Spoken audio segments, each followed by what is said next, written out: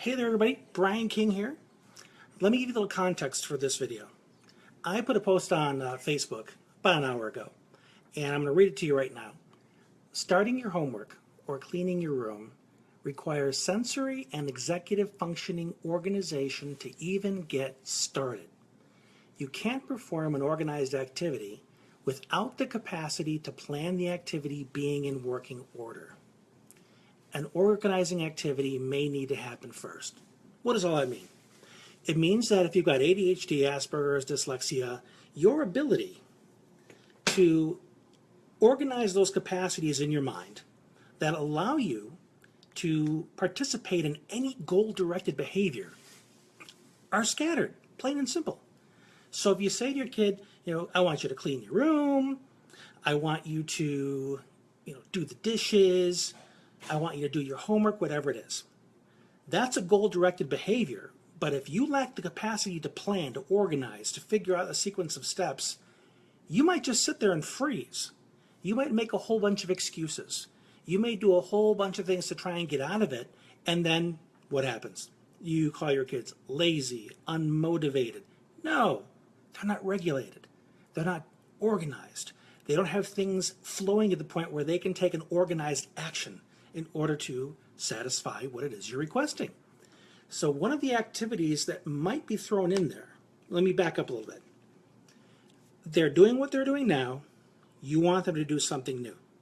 There's a gap in there called transition that our kids have a hard time completing most of the time because they're using one set of executive functions to do what they're doing, putting a puzzle together, playing a video game, watching TV. Now you're asking them to create a brand new plan and then transition to it and execute. That is really, really hard for a lot of our kiddos. So we need something in the gap, some other activity to really organize them well. Usually it's something that involves movement. They can take a walk around the block. They could ride an exercise bike. They can do jumping jacks. There are certain exercises called brain gym that you can find on YouTube. Something to get their mind more organized and make them more resourceful. Then you can talk about what's your plan to get this next thing done. And one thing that came up in the discussion thread around that conversation is one parent shared, and she happens to be here, hey Sue, she mentioned that she can give her son one at a time instructions and he's able to comply, okay? But if she shows him an entire list, he gets overwhelmed. Now, speaking as somebody who has ADHD and dyslexia, when I look at a whole list like that, my brain does freak out, okay? I like to look at one thing that I can check off and another thing I can check off. Whenever I call any kind of tech support for anything, same thing. They'll give me 3 steps and I'll say, I can't do 3 steps. Give me one, let me finish it. And one of the main reasons for this is when your brain sees all of those items, it wants to do all those items, okay? If you have difficulty with prioritizing, even if it is spelled out for you, your brain says, all of those are equally important, and it feels overwhelmed. But if you just have one, prioritizing is done. You only have one to choose from. So you do one, then you do the next one. So how do you teach your kid to use lists when they're overwhelmed by all these items? Okay, so here's the strategy that I'm going to share for you in this video. 3x5 index cards, okay? You put 1 step per card. But if the child says, well, how many steps are there? I don't know how long this is going to take me. Well, let's say what you're giving them to do takes 10 steps. Then on the first card, up in one of the corners, it's going to say 1 of 10. Then on the next card, it's going to say 2 of 10. So they're only seeing the one item that they have to accomplish, but they're not being overwhelmed by seeing all these 10 things laid out. So that helps make it more manageable. It also helps them focus. Now, in terms of time management, this is going to take some work beforehand.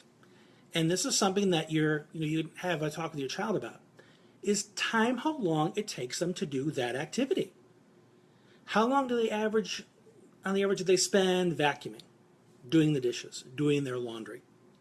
Because then in the other corner, you have step 1, up in one corner it says 1 of 10, in the other corner it says time for this activity, and you put 30 minutes, 45, whatever. Because in my case, I don't feel time passing. To me, everything is pretty much in the present. I always have a clock at my disposal. It's on my computer screen, it's on my phone. If I'm in a room, and some schools do this, that have no clocks on the wall because they don't want you watching the clock. For folks like me, that's going to be disorienting. That's going to spike my anxiety, and I'll be totally tuned out. Because I need that accommodation to let me know that time is passing. So for our kiddos that have that difficulty, even if you tell them it'll take about 30 minutes to do, to them, 30 minutes might feel like 5 minutes. It might feel like an hour and a half because they really don't know what 30 minutes feels like, right? So you have to give them that concrete measure. This should take you about 30 minutes. And then give them a timepiece, watch, phone, something, so they can actually see the time pass. So they not only have the activity now, the cards. Let's say this is how many steps it is. This is which step I'm on. It's 3 of 10. Because our kiddos, if they get distracted, they can easily come back and say, where was I? What was I doing? I can't remember. Forget it. This is stupid. You don't want them to get that frustrated. Sue mentioned a kitchen timer works. Absolutely. Any kind of timer that helps. Now, for kitchen timers, some of them make that ticking sound. There's the digital one on the stove, which is fine. But some of those traditional kitchen timers make a ticking sound that can be a distraction. So as much as possible, keep it quiet. Give them the card that says 1 through 10, 3 through 10, so they know where they are on the sequence. Give them how much time it's typically going to take them based on having timed them doing it before. And you give them all these tools and you let them have at it. Because this is how we build up self-determination. You want our kids to be able to have the tools to regulate their own lives. And yes, cards and watches and everything are external, but guess what? If your brain is not wired to regulate time passing, to regulate focus, to regulate organization, then use tools. Because as parents, we don't want to be the ones forever saying, okay, time to do your homework. Okay, stop being distracted. You need to focus now. They need to be able to take that on.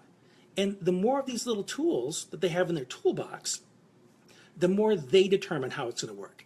Heck, I'm using a tool right now to talk to you. They're not going to, there's some people that'll say, oh, it has to be face-to-face or it's not good. Okay, well, I'll leave you to that then. But I live in a digital world. And being able to do things digitally kind of makes my life a heck of a lot easier, especially since going out and being in a restaurant that's loud and having my legs be in pain because I've been sitting for 30 minutes. That's not conducive to me having effective communication, okay? Doesn't work for me. I don't care what traditional people say.